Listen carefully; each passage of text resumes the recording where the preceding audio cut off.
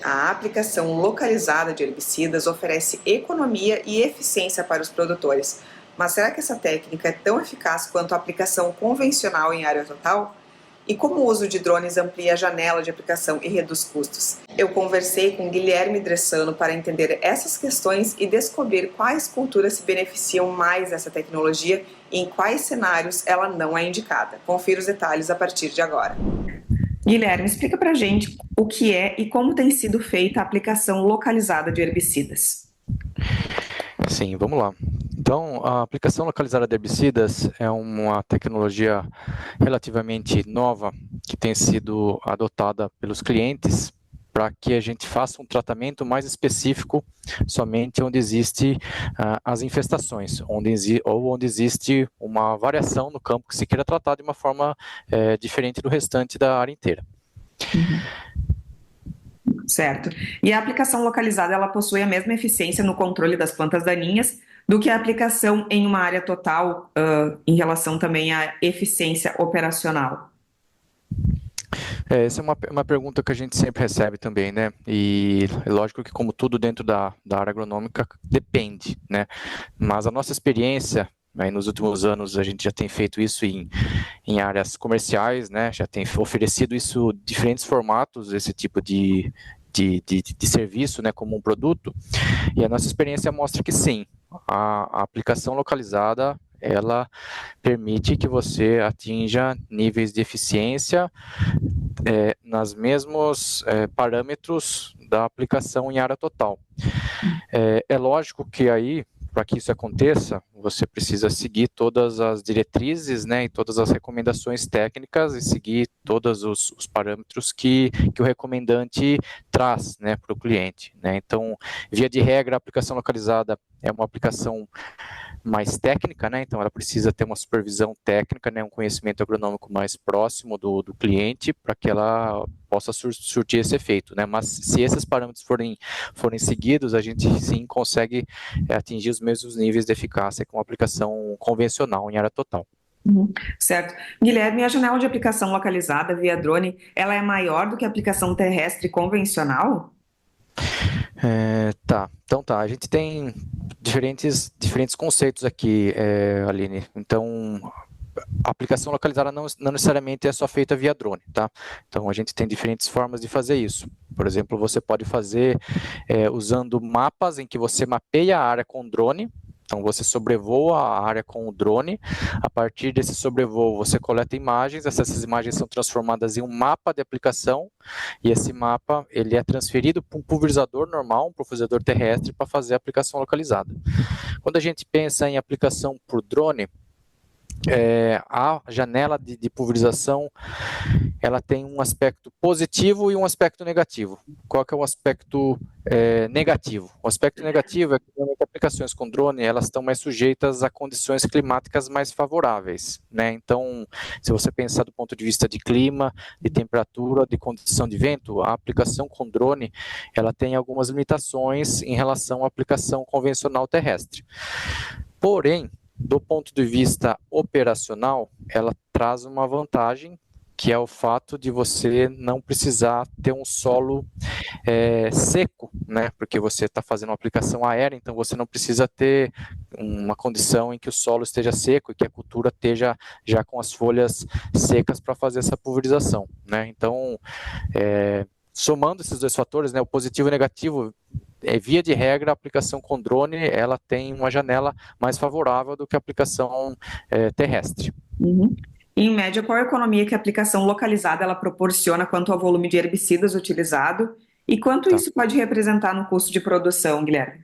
A gente fala numa média, pelo menos no serviço de aplicação localizada em que a gente faz o mapeamento com drone e a pulverização terrestre, né, através dos mapas, essa média é ao redor de 60% de otimização no uso de herbicida, né, de água e no operacional, né? Então, dependendo do cultivo, quanto o herbicida representa do custo de produção, você vai ter um efeito maior ou menor. Então, se você pensar, por exemplo, em soja, né, em que o custo de produção com herbicida ele está na casa dos 5% do custo de produção, né, se você reduzir 60%, você vai estar reduzindo aí ao redor de 3 a 4% do seu custo de produção.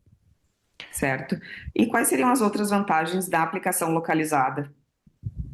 As outras vantagens, então a principal delas, essa que a gente está falando, é realmente a otimização do uso do insumo, né, otimização do uso do defensivo químico, mas a gente tem outros benefícios, né, por exemplo, o benefício operacional, né, de você estar menos com o equipamento no campo, né? Você tem uma janela de aplicação maior, menos tempo de recarga, por exemplo, de máquinas, né? Tanto do ponto de vista de diesel, mas também do ponto de vista do próprio insumo, né? Que você tem que abastecer dentro do pulverizador.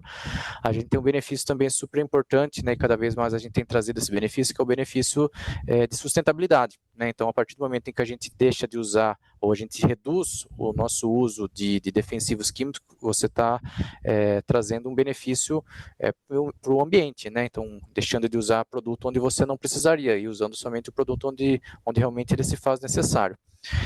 Tem um outro benefício também, que é um benefício agronômico, que é super importante, e que ele diz respeito ao fato de que a partir do momento em que você deixa de usar um produto onde ele não precisa, você pode talvez usar produtos que tenham uma performance melhor naquela lavoura, ou você pode direcionar esse investimento que você faria nesse produto para outras práticas, né, boas práticas agronômicas de manejo, né? Então, é isso que a gente tem visto também muitos produtores fazer. Então, ao invés de você economizar todo esse dinheiro que você deixou de usar, você acaba investindo na sua lavoura, ou em fertilidade, ou em outras práticas que são relevantes, né?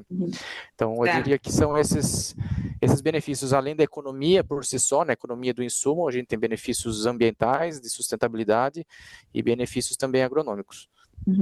Certo. Guilherme, chegando ao fim, duas perguntas. Quais culturas a aplicação localizada ela é mais recomendada? E em quais situações a aplicação localizada ela não é recomendada? Tá. Isso vai depender muito de cada produto, né? Então não é uma particularidade da aplicação localizada, então vai depender muito de como é feita a oferta, mas o que a gente tem visto hoje em dia, as culturas que têm mais apelo para aplicação localizada são as culturas aí de larga escala, né? Principalmente a gente está falando de soja, milho, algodão e cana-de-açúcar, né? E aquelas, qual que é a segunda pergunta em relação a... Quais situações ou culturas a aplicação não seria recomendada? Tá, com as situações da cultura ela não seria recomendada. Também, de novo, depende do produto, do estágio, do estágio tecnológico que esse produto está sendo ofertado, né? Mas algumas limitações, né? Então é importante saber tecnicamente como que o produto funciona para você saber quais são as limitações que essa tecnologia traz, né? Então a gente sabe que tem tecnologias, por exemplo, que você tem limitação ao estágio da cultura, limite até onde você pode aplicar ou não, a partir da onde a tecnologia realmente consegue enxergar e separar, por exemplo, o que é planta daninha do que é cultura.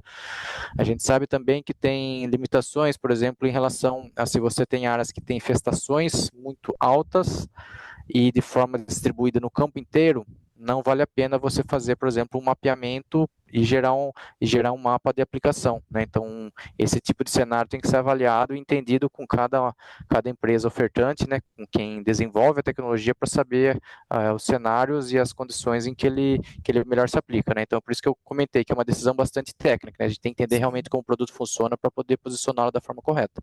E vale lembrar então que o produtor rural ele deve estar sempre em contato com a empresa ou com o técnico que acompanha ele. Seria a melhor Exato. decisão, correto, Guilherme? Seria a melhor decisão do que ele tentar comprar por conta própria. É lógico que esse acompanhamento, dias de campo, eventos, né, que a gente traz as informações e que a gente mostra como funciona são super importantes, né, mas antes de qualquer adoção em escala maior é sempre importante testar num pedaço menor, entender, conversar com o corpo técnico das empresas para saber quais são os casos de uso daquela propriedade que a tecnologia pode suprir e deixar o produtor satisfeito com a compra que ele fez, né?